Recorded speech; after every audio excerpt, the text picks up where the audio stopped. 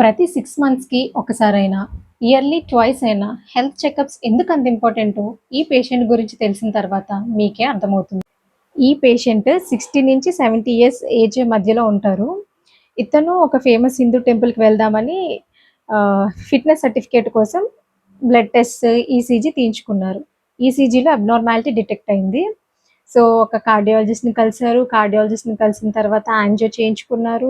Angio రిపోర్ట్‌లో ఇతనికి 90% blockages అనేవున్నాయి అతని హార్ట్ వెసల్‌లో. సో, తర్వాత సీఏబీజీ ఆపరేషన్ అంటే ఓపెన్ హార్ట్ సర్జరీ చేశారు.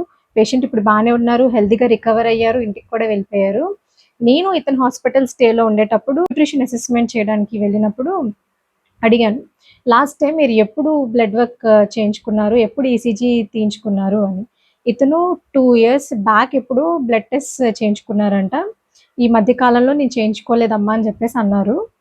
అయితే పోనీ మీకెలాంటి సింప్టమ్స్ అయినా ఉన్నాయా? చెస్ట్ పెయిన్ కానీ, ఒక సైడ్ చేయి లాగడం కానీ, ఆర్ ఎల్స్ నడుస్తున్నప్పుడు ఆయాసంగా ఉండడం గానీ, ఇలాంటి సింప్టమ్స్ ఏవైనా మరి నోటీస్ చేశారా? అంటే నాకెలాంటి సింప్టమ్స్ లేవు. I'm perfectly all right.